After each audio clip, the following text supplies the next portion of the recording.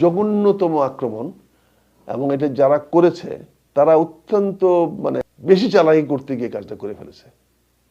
জনৈক কোনো একজন প্রার্থীকে একটা বাড়তি সুযোগ আনা দেওয়ার জন্য, তার প্রতিদ্বন্দ্বীকে সরিয়ে দেওয়ার জন্য এটা করতে গিয়ে একটা গভীর থেকে একটা প্রার্থী, গভীর থেকে একটা লোক এই সুযোগটা নিয়েছে। বাংলাদেশের রাজনীতিকে একটা বিশৃঙ্খলার দিকে নিয়ে যাওয়ার জন্য এটা ডিপ স্টেট অ্যাক্টিভিটিস। এটার পিছনে অত্যন্ত কঠিন একটা ষড়যন্ত্র কাজ করতেছে।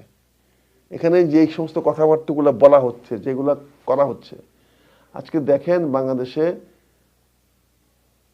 যে কোনো ইলেকশনের সময় একটা অবৈধ অস্ত্র উদ্ধার করার একটা মহড়া দেওয়া হয়। এবার সেই মহড়াটা কেন দেওয়া হলো না? যেখানে আমরা জানি পুলিশের কয়েক হাজার অস্ত্র ব্যাহত হয়ে আছে, সেটা কিভাবে জাস্টিফাই করবেন? এবং এই অপারেশনের সঙ্গে কিন্তু অর্থনৈতিক কর্মকাণ্ড আছে। এই অস্ত্র উদ্ধারের সঙ্গে কিন্তু কিছু লোকের ব্যবসায়িক কার্যক্রম আছে। তারা কিন্তু চায় এই অস্ত্র উদ্ধারের নামে বিভিন্ন জায়গায় চলাফেরা করলে তাদেরও কিছু ব্যবসায়িক স্বার্থ হয়। আমরা পেপারে অ্যাডভার্টাইজ দিই কেন? আমার পণ্যটার প্রতি রীতিবাচক সাড়া দেওয়ার জন্য। কিন্তু সব ব্যবসায়ী কি অ্যাডভার্টাইজ চলে? সব ব্যবসায়ীকে অ্যাডভার্টাইজ দেখে মানুষ কিনে? এবং অনেক ব্যবসা আছে যেগুলো অ্যাডভার্টাইজ অন্যভাবে করা হয়, যেমন মাদক।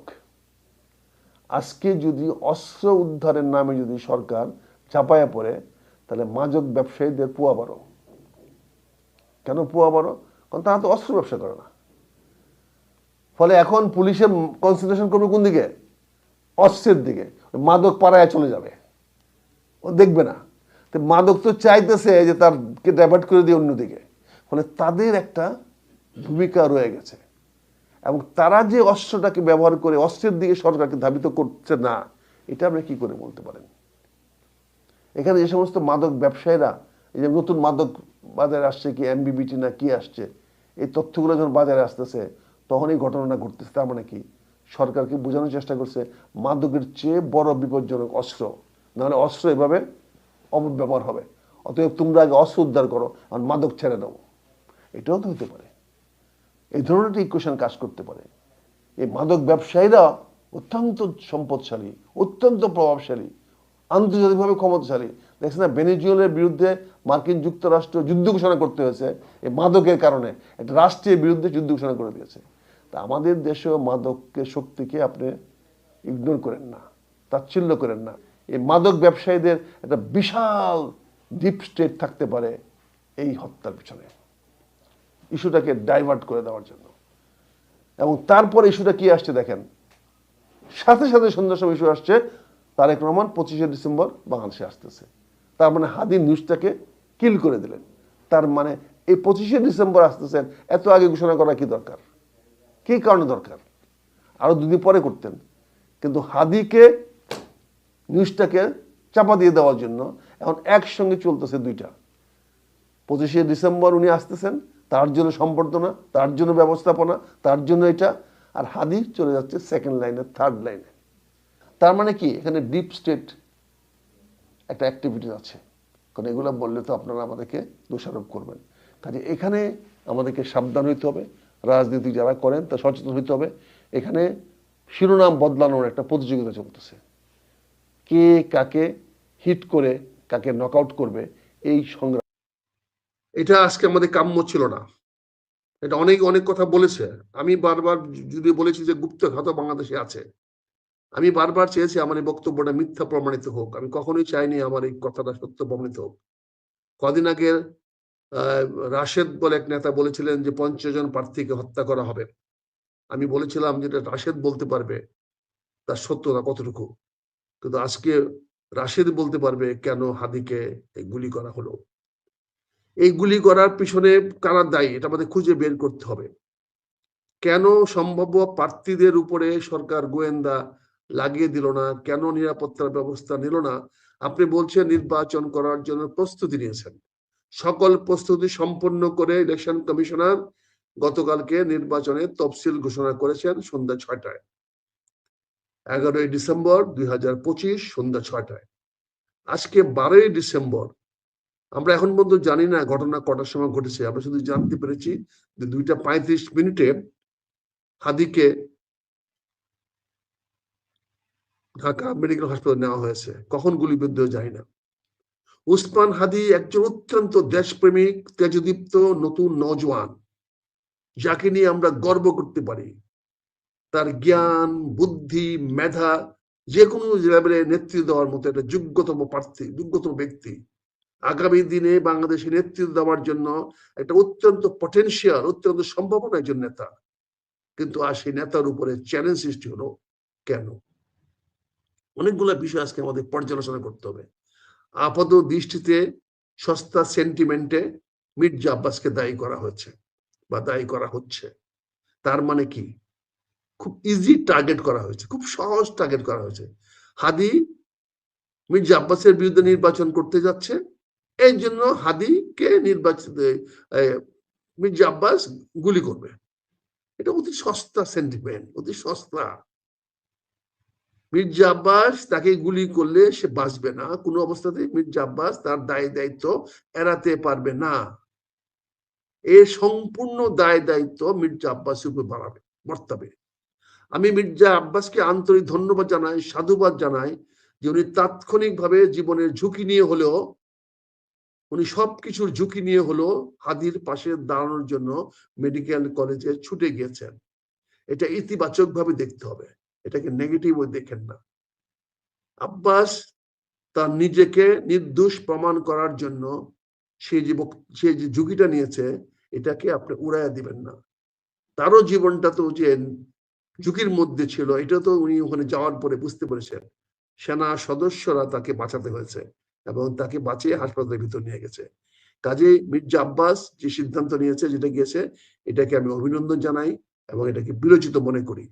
এবং এইভাবে রাজনীতিরা বিরূপ প্রতিক্রিয়া, বিরূপ অবস্থাকে মোকাবেলা করতে হবে। তাহলে লিডারশিপ বলে একটা জিনিস এটা প্রমাণিত হবে। আমি এখানে উসমান হাদির মতো একটা জীবন হানি বা তার উপরে আঘাত, এটা কোনো অবস্থাতে মেনে নিতে পারি না। সেটা যেই গুলি করে থাকুক, যেখান থেকে গুলি করা হোক, এটার জন্য চরম ভাবে দায়ী আমাদের স্বরাষ্ট্র মন্ত্রণালয়, চরম ভাবে দায়ী আমাদের পুলিশ প্রশাসন, চরম ভাবে দায়ী দেশের গোয়েন্দা সংস্থা, চরম ভাবে দায়ী দেশের তাবৎ নিরাপত্তা ব্যবস্থা। আপনি দেখেন ডিসি রমনার বক্তব্যগুলো দেখেন, সে বলছেন সে শুনতে পেরেছেন, অথচ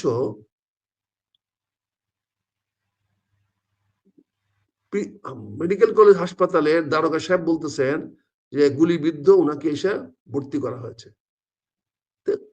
পুলিশের দারোগা সাহেব, সাব ইন্সপেক্টর যেখানে বলতেছেন যে হাদিকে গুলিবদ্ধ অবস্থায় বিজয়নগর থেকে গুলিবদ্ধ অবস্থায় নিয়ে এসে হাসপাতালে ভর্তি করা হয়েছে, সেখানে রমনার ডিসি বলতেছেন আমি শুনতে পাচ্ছি, আমি লোক পাঠাইছি জানার জন্য।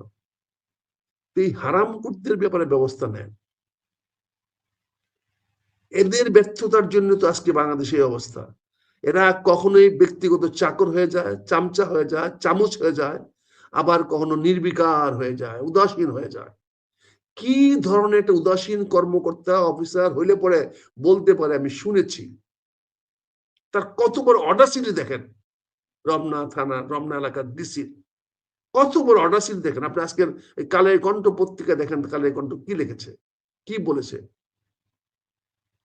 কালের কণ্ঠে আজকে সে সাক্ষাৎকার দিয়েছে, সেখানে কি বলা হয়েছে এগুলো দেখেন না। আমি তো মুখে কথা বলছি না, যে সে শুনেছে।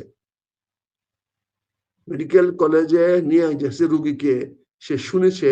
এই যে নেওয়ার সময়টা পর্যন্ত পুলিশের কাছ থেকে সে কোনো রিপোর্ট পাইল না।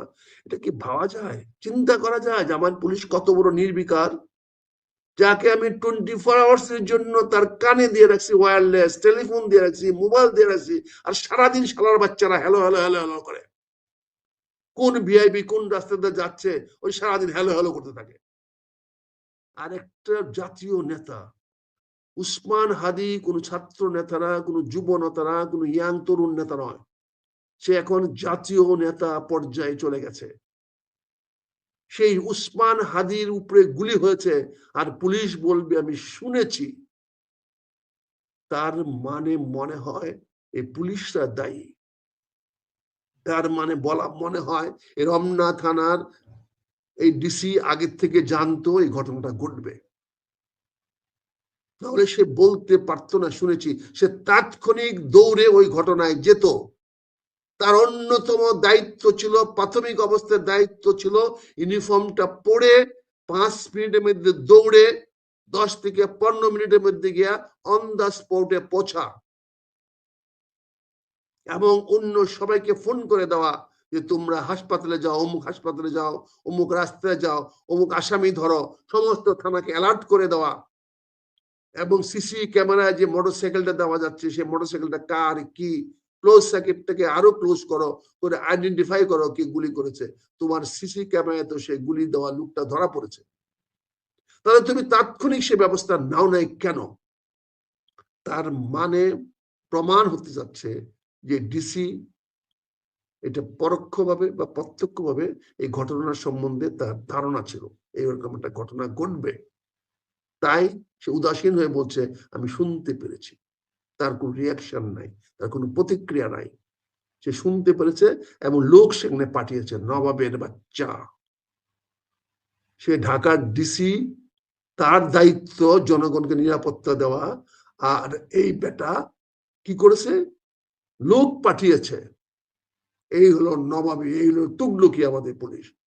ঢাকা মেট্রোপলিটন কমিশনার সাহেবকে অনুরোধ করব, বিষয়টি আপনি দয়া করে আল্লাহর ওয়াস্তে প্রফেশনালি দেখেন, আপনি পেশাভিত্তিক দেখেন, কোন দল ব্যক্তির প্রতি আপনি আনুগত্য না দেখিয়ে ঘটনার প্রতি আনুগত্য দেখান।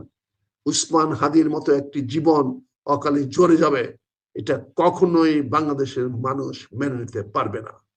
আজকে ঢাকসুর বিপি যে প্রতিক্রিয়া জানিয়েছে, আমি সেই প্রতিক্রিয়াকে অভিনন্দন জানাই। হ্যাঁ, আমাদেরকে ঢাকা শহরকে ক্লিন করতে হবে, সেটা যদি ঢাকসুর নেতৃত্বে হয় আমি পূর্ণ সমর্থন জানাবো। ঢাকাকে আমরা চাঁদাবাজ মুক্ত করতে চাই, ঢাকাকে আমরা সন্ত্রাস মুক্ত করতে চাই, শুধু ঢাকাকে না সারা বাংলাদেশকে আমরা সন্ত্রাস মুক্ত করতে চাই, চাঁদাবাজ মুক্ত করতে চাই। ছাত্র শিবির যে বক্তব্য দিয়েছে আমি সেই বক্তব্যকে অভিনন্দন জানাই, এই স্পিরিটকে অভিনন্দন জানাই।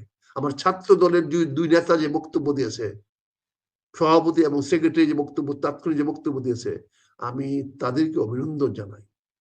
এই প্রজন্মকেই আমার দেশটাকে ক্লিন করতে হবে, সন্ত্রাস মুক্ত করতে হবে, এই দুর্নীতিবাজদের হাতে মুক্ত করতে হবে। এইটা তারুণ্যরাই পারবে, তরুণরাই পারবে।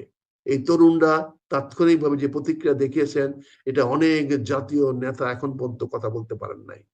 দুর্ভাগ্য